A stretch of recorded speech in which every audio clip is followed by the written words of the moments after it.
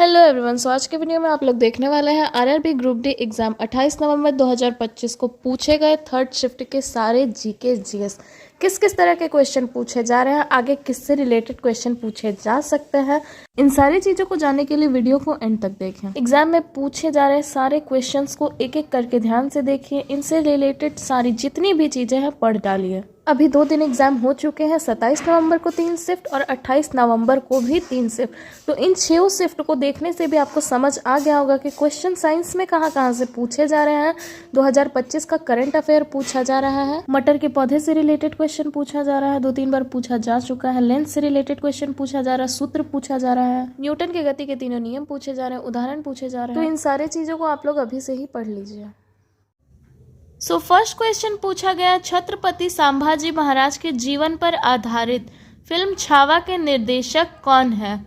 तो देखिए, छत्रपति संभाजी महाराज के जीवन पर आधारित फिल्म छावा के निर्देशक हैं लक्ष्मण उटेकर। पर अगर आपसे क्वेश्चन ये पूछा जाए कि फिल्म छावा में छत्रपति संभाजी महाराज का रोल किन्होंने निभाया था, तो छत्रपति संभाजी महाराज का रोल निभाने वाले हैं विकी कौशल। तो इन दोनों चीज़ों को आप लोग याद रखिएगा। नेक्स्ट क्वेश्चन पूछा गया है, कोशिका की आत्मधाती थैली किसे कहते हैं? तो देखिए, कोशिका की आत्मधाती थैली लाइसोसोम को कहते हैं।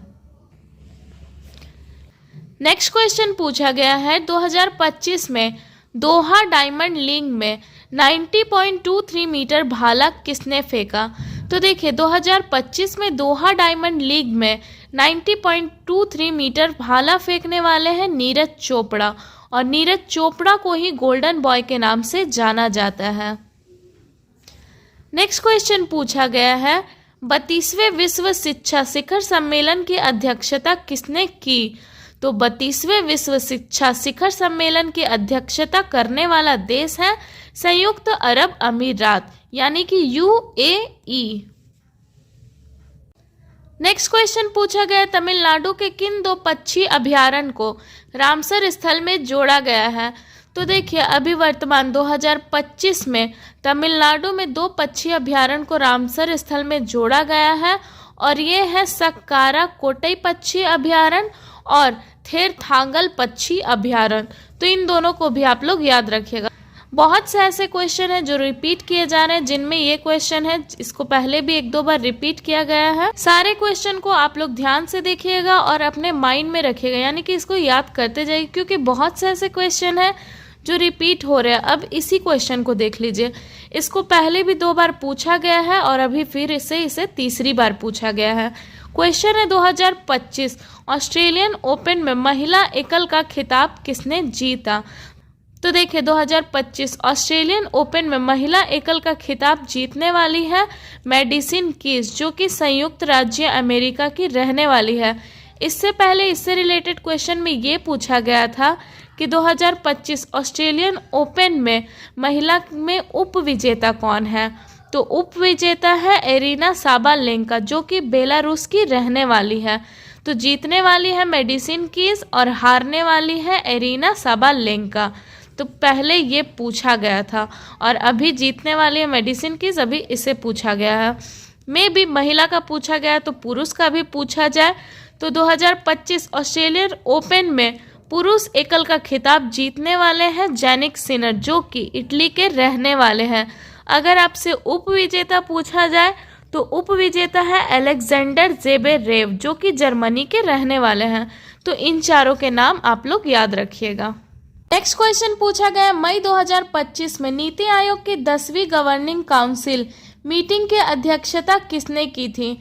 तो देखिए, सबसे पहले ये जानेंगे कि इस मीटिंग को कहाँ आयोजित किया गया था। तो मई 2025 में नीति आयोग की 10वीं गवर्निंग काउंसिल मीटिंग का आयोजन 24 मई 2025 को दिल्ली के भारत मंडपम में आयोजित किया गया था, और इसके अध्यक्षता की थी प्रधानमंत्री नरेंद्र मोदी जी ने। अगर पूछा जाए कि नीति आयोग की 10वीं गवर्निंग काउंसिल मीटिंग का थीम क्या था, तो इसके मीटिंग का थीम था विकसित राज्य फॉर विकसित भारत @2047। इनको आप लोग याद रखिएगा।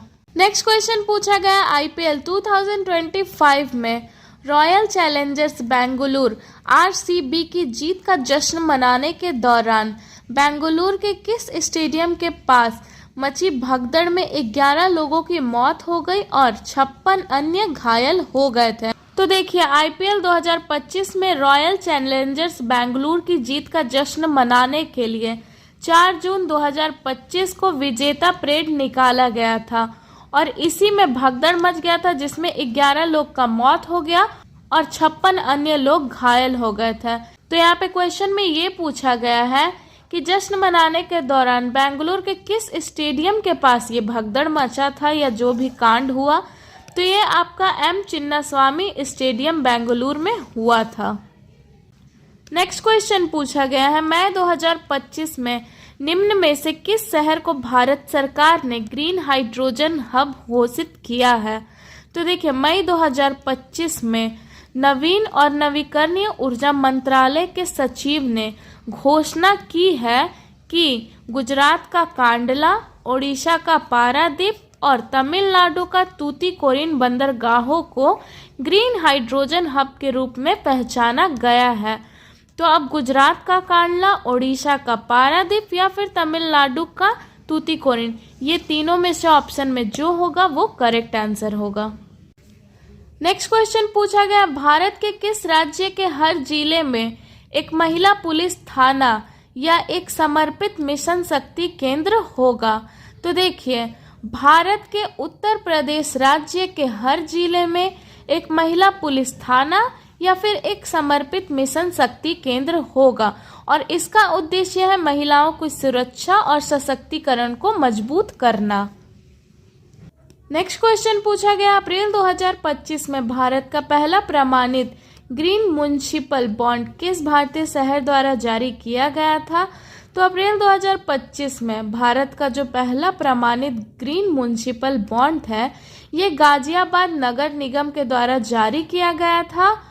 और ये क्यों जारी किया गया था? तो ये स्वच्छ भारत शहरी मिशन के तहत 150 करोड़ रुपए जुटाने के लिए इसको जारी किया गया था। नेक्स्ट क्वेश्चन में आपका वेब्स का फुल फॉर्म पूछा गया था, WAVES इसका फुल फॉर्म पूछा गया था। तो इसका फुल फॉर्म है world audio visual and entertainment summit. इससे पहले भी एक फुल फॉर्म पूछा गया था, तो इन्हें आप याद रखिएगा।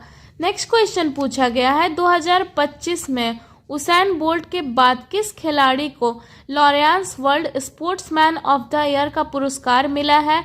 ये क्वेश्चन भी रिपीटेड है, पहले भी 2-3 बार रिपीट हो चुका है और इसे फिर से पूछा गया है।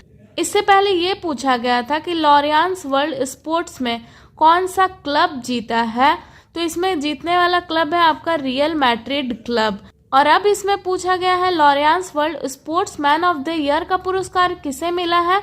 तो ये मोंडो डुप्लांटिस को मिला है, जो कि स्वीडन के रहने वाले हैं।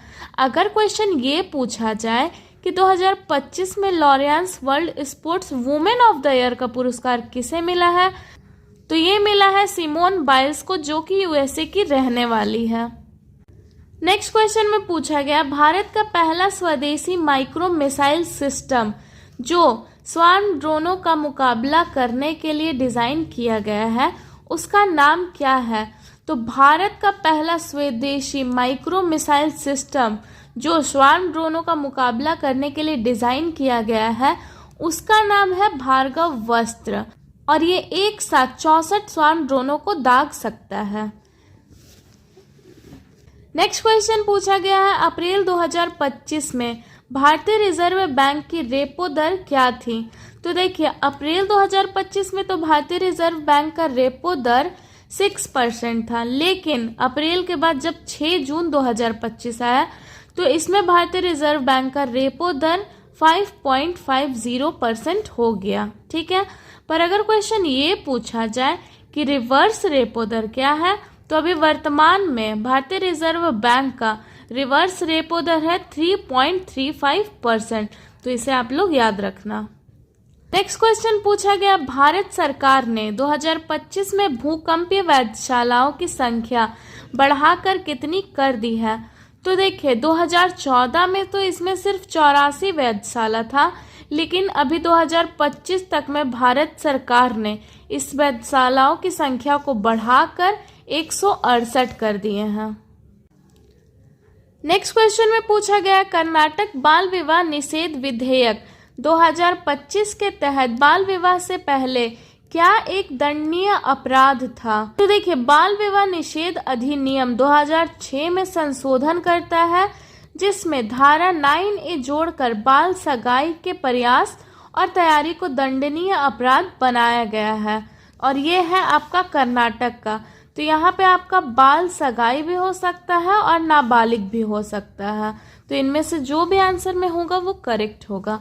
नेक्स्ट क्वेश्चन पूछा गया है, न्यूटन का संबंध भार से है, उसी प्रकार दाब का संबंध किससे है? तो देखिए, न्यूटन का संबंध जिस तरह से भार से है, तो उसी प्रकार दाब का संबंध पास्कल से है। नेक्स्ट क्वेश्चन में पूछा गया है, कौन सी परत सूर्य के हानिकारक पराबैंगनी किरणों से हमारी रक्षा करता है? तो देखिए, ये है हमारा ओजोन परत, जो सूर्य के हानिकारक पराबैंगनी किरणों से हमारी रक्षा करता है। और ये ओजोन परत कहाँ होता है? तो ये आपका समताप मंडल में पाया जाता है। नेक्स्ट क्वेश्चन में पूछा गया है, पौधों में ऊपर और नीचे की वृद्धि के लिए कौन सा ऊतक जिम्मेदार होता है? तो देखिए, पौधों में ऊपर और नीचे की वृद्धि के लिए शीर्ष विभाज्य ऊतक जिम्मेदार होता है। इससे रिलेटेड और भी क्वेश्चन पूछे गए थे कि पौधे के मजबूती के लिए कौन जिम्मेदार होता है, पौधा का लचीलापन के लिए कौन जिम्मेदार होता है। तो इन सारी चीज़ों को आप लोग पढ़ लीजिएगा। लचीलापन के लिए होता है कोलेनकाइमा और मजबूती के लिए होता है दृढ़ ऊतक। नेक्स्ट क्वेश्चन पूछा गया, जब लेड नाइट्रेट को गर्म किया जाता है तो लेड ऑक्साइड और ऑक्सीजन गैस तथा एक भूरे रंग की रहस्यमयी गैस बनती है। वो रहस्यमयी गैस कौन सी है? तो देखिए, जब लेड नाइट्रेट को गर्म किया जाता है तो इसको जलने में सहायता करता है ऑक्सीजन, और जब ये पूरी तरह से जलने लगता है तब इसमें से लेड ऑक्साइड, ऑक्सीजन गैस और एक भूरे रंग का रहस्यमयी गैस बनता है, और इस रहस्यमयी गैस का नाम है नाइट्रोजन डाइऑक्साइड। तो जब लेड नाइट्रेट को गर्म किया जाता है तो इसको जलने में सहायता ऑक्सीजन करता है, और इसके जलने पे 3 चीज़ें निकलती है, लेड ऑक्साइड, ऑक्सीजन गैस और एक नाइट्रोजन डाइऑक्साइड, जिसको भूरे रंग का रहस्यमयी गैस कहा गया है। नेक्स्ट क्वेश्चन पूछा गया, साधारण नमक में सोडियम हाइड्रोक्साइड किस विधि द्वारा तैयार किया जाता है? तो साधारण नमक से सोडियम हाइड्रोक्साइड क्लोर एल्कली प्रक्रिया के द्वारा तैयार किया जाता है। नेक्स्ट क्वेश्चन पूछा गया, 2 बिंदुओं के बीच विभवांतर ज्ञात करने के लिए सही सूत्र कौन सा है?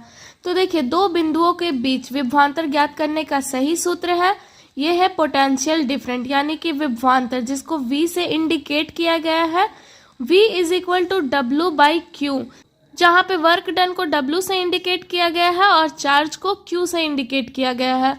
तो 2 बिंदुओं के बीच के विभवांतर ज्ञात करने का सही सूत्र है V is equal to W/Q। Next question पूछा गया है, 2 बिंदुओं के बीच की न्यूनतम दूरी को क्या कहते हैं? तो देखिए, 2 बिंदुओं के बीच की न्यूनतम दूरी को डिस्प्लेसमेंट यानी कि विस्थापन कहते हैं। नेक्स्ट क्वेश्चन पूछा गया है, कोलाइड विलयनों को किस प्रक्रिया द्वारा अलग किया जाता है? तो कोलाइड विलय को अपकेंद्रीयकरण यानी कि सेंट्रीफ्यूगेशन विधि के द्वारा या प्रक्रिया के द्वारा अलग किया जाता है।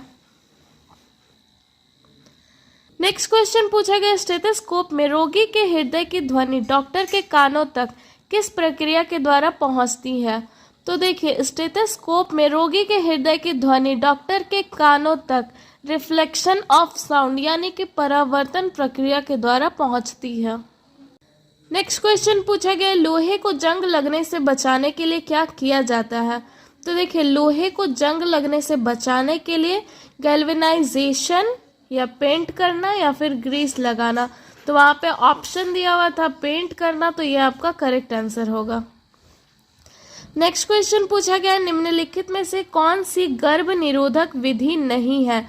जहाँ पे आपका 4 ऑप्शन दिया हुआ था, जिसमें 3 ऑप्शन है आपके कॉन्डम का यूज करना, कॉपर टी और एक है गर्भ निरोधक गोलियां लेना।